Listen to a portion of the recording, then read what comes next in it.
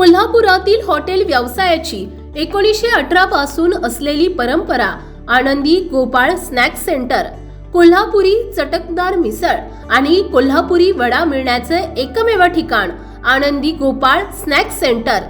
तिखट आहे पण झटका नाही, चटकदार आहे पण जळजळणारी नाही, मधुर आहे पण गोड नाही, खाल्ल्याशिवाय चव कळणार नाही। एक वेळ आपण चव घेऊन पहा। मिळण्याचे ठिकाण श्रीनाथ मच्छी ढाबा, वीर धरणावरील सर्वात जुना ढाबा, तोंडल, तालुका खंडाळा, जिल्हा सातारा। वीर धरणावर। मोबाईल नंबर 9960885771 आणि 9767164161।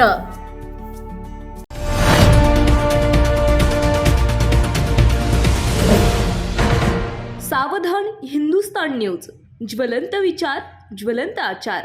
जगातील दारिद्र्य जवळपास 2030 पर्यंत संपुष्टात येईल असा जगभरातील तज्ज्ञांकडून अंदाज व्यक्त केला जात आहे। परंतु भयावह गरिबीमुळे कुटुंबाची पूर्ती वाताहत झालेल्या, एकामागून एक येणाऱ्या, हृदय पिळवटून टाकणाऱ्या घटना दारिद्र्याची भयावहता दर्शवित आहेत। पोटाचा खड्डा भरण्यासाठी कोणाला पोटच्या गोळ्यांना विकावं लागतं, तर कोणाला वेड बिगारीत उभे आयुष्य काढावे लागते। हा दैव दुर्विलासच समजायचा काय? अशा घटनांनी गरिबीने माणसांना कुठे नेऊन ठेवले आहे ते पुन्हा अधोरेखित होत आहे। केवळ घोषणा करून गरिबी संपणार नाही, तर त्यासाठी जबर राजकीय इच्छाशक्ती आणि प्रामाणिक कृतीची गरज आहे। गरिबी हटणार आहे हे सर्वांनाच ठाऊक आहे, पण कधी आणि कशी याचं उत्तर कोण देणार? स्वातंत्र्यापासून आजपर्यंत गरिबी हटावचा जयघोष राजकारण्यांनी सुरू ठेवला आहे, परंतु दुर्दैवाने स्वातंत्र्याच्या 7.5 दशकानंतरही गरिबी हटली नाही। गरिबी हटणार कशी हा प्रश्न मात्र कायम अनुत्तरितच राहिलेला आहे। कोरोना कालावधीत भारतातील गरिबांची संख्या 6 कोटींवरून 13.5 कोटींवर गेली असा अंदाज जागतिक बँकेच्या आकडेवारीनुसार संशोधन केंद्राने वर्तवला आहे। भारताने 2011 नंतर दारिद्र्य रेषेखालील जनतेची गणना झालेली नाही। 2017 साली झालेल्या राष्ट्रीय नमुना सर्वेक्षण चाचणीचे निष्कर्ष मुक्तपणे उपलब्ध नाहीत। 2019 साली भारतामध्ये साधारणतः 28% जनता दारिद्र्य रेषेखाली असावी असा अंदाज संयुक्त राष्ट्रांनी मांडला आहे। एकीकडे अब्जाधीशांची वाढती संख्या, तर दुसरीकडे वाढती गरिबी, या विरोधाभासाचा अर्थ कसा लावायचा? कोरोना काळात श्रीमंत आणखी श्रीमंत झाले, गरिबांच्या बाबतीत तेच झाले। गरिबांच्या मागे गरिबीचे शुल्ककाष्ट कायम राहिले, ते आणखी गरीब झाले। कोरोना काळात अब्जाधीशांची झपाट्याने झालेली संख्या आणि दुसरीकडे तितक्याच झपाट्याने वायू वेगाने गरिबीत पडलेली भर हे याचे जिवंत उदाहरण आहे। या आर्थिक विषमतेमुळे भारत गरीब आणि श्रीमंत अशा 2 गटात विभागला गेला। खरं तर स्वातंत्र्यापासून गरिबी हटावच्या घोषणा सुरू आहेत। या मोहिमेला राजकारण्यांनी केवळ व्होट बँकेचे स्वरूप दिले आहेत। गरिबी हटाव हा नारा इतका घसापीट झाला आहे की या नाऱ्यावर आता कोणतीही निवडणूक लढवली जात नाही। मुळात हा नारा दिला की आमदार आपल्याला मतदान करतच नाहीत असा प्रत्यय जणू राजकीय पक्षांना आलेला असावा। त्यामुळे गरिबी हटण्यावर कोणताही राजकीय पक्ष भर देताना दिसत नाही, कुठेही त्याविषयी आवाज उठवला जात नाही। हेच दारिद्र्य आपण किमान बौद्धिक पातळीवर तरी शाबूत ठेवले आहे, कारण गरिबांना हे कळून चुकले आहे की आपल्या उत्थानाच्या केवळ घोषणा सुरू आहेत, कृती मात्र शून्य आहे। त्यामुळे गरिबी जाणार कशी हा मोठा गहन प्रश्न आहे। हसणाऱ्या मुलाला सर्वच जण उचलून घेतात, पण रडणाऱ्या मुलाकडे मात्र दुर्लक्ष करतात असे म्हटले जाते। गरिबीचे नेमके तसेच आहे। अनेकांना गरिबांच्या कथा आणि व्यथांना ऐकायला आवडतात ना वाचायला। काही जण म्हणतात गरिबी गरिबी काय घेऊन बसलात, गरिबीचे प्रदर्शन मांडून राष्ट्राचा विकास कसा करता येईल असाही काहींचा सूर असतो। त्यामुळेच की काय अनेक वेळा गरिबी आणि दारिद्र्याच्या विषयीच्या बातम्या अगदीच काय त्याचे वास्तव दुर्लक्षित केले जाते।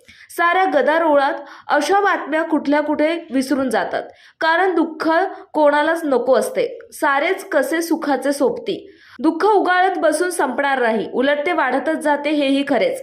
परंतु दुःख आणि दारिद्र्य एका चष्म्यातून पाहता येणार नाहीत। दुर्लक्षित करून गरिबी संपणार नाही, तर उलट ती वाढेल। म्हणून तर विकसित देशांच्या पंक्तीत जाऊन बसण्यास निघालेल्या या देशातील दारिद्र्य रेषेखाली जीवन जगणाऱ्यांची संख्या दुर्दैवाने कमी होण्याऐवजी वाढतच चालली आहे। पण याची फिकीर कोणाला? ना राज्यकर्त्यांना, ना लक्ष्मीपुत्रांना आणि ना समाजधुरीणांना। त्यांच्या दृष्टीने हे असे गरीब लोक म्हणजे नुसती कटकट काय? पण ती कटकट नाही तर गरिबी राष्ट्राच्या विकासातील मोठा अडसर आहे. हे तरी राज्यकर्ते कधी लक्षात घेणार आहेत की नाही? महासत्तेकडे जायचं असेल तर वाढत्या गरिबीकडे दुर्लक्ष करून त्यांना नजरेआड करून कदापि पुढे जाता येणार नाही. हे कटू अंतिम सत्य आहे. आर्थिक वाढीचा फायदा काही गटांपर्यंत समिती राहतो आणि तो झिरपला तरी अगदी कमी प्रमाणामध्ये आणि हळूच, असे बहुतांशी संशोधन सांगते. अशा या झिरपण्यातून गरिबी कशी हटणार हा प्रश्न आहे. देशातील अजूनही सुमारे 50 कोटीपेक्षा अधिक लोक गरिबीचे चटके सहन करीत आहेत. जगातील मध्यमवर्गीयांची संख्या 1 अब्जवरून 2 अब्जांच्या पुढे गेली आहे आणि त्यात आणखी काही कोटींची भर पडेल असे सांगितले जाते. हा एक दूरदृष्टीचा आशावाद आहे, परंतु त्यामुळे वास्तव कसे बदलता येईल? गरीब मध्यमवर्गीय झाले म्हणजे गरिबी संपली हे सत्य असेलही, परंतु गरीब आपोआप मध्यमवर्गीय होऊ शकणार नाहीत. यासाठी त्यांच्या राहणीमानाचा दर्जा, जीवनमान उंचावावे लागेल. राहणीमानाचा दर्जा आणि जीवनमान उंचवायचं असेल तर दारिद्र्याच्या भयानखाईत होरपळणाऱ्यांच्या प्रथम आणि प्राथमिक गरजा भागवाव्यास हव्यात. त्यांच्या मूलभूत गरजा पूर्ण करणे आवश्यक आहे. अन्न, वस्त्र, निवारा याबरोबरच त्यांना आरोग्य, शिक्षण आणि त्यांच्या रिकाम्या हातांना काम द्यावयास पाहिजे. हे सारे मिळाले तर त्यांच्या जीवनाचा स्तर उंचावेल. देशात स्वातंत्र्यपूर्वीपासून तळ ठोकून बसलेल्या गरिबीला पुरती हद्दपार करण्यात राज्यकर्ते पूर्णतः अपयशी ठरले आहेत. केवळ घोषणांनी गरिबी हटणार नाही, तर त्यासाठी प्रचंड राजकीय इच्छाशक्ती आणि प्रामाणिक कृतीची गरज आहे.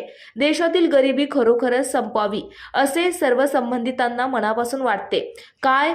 हा खरा प्रश्न आहे.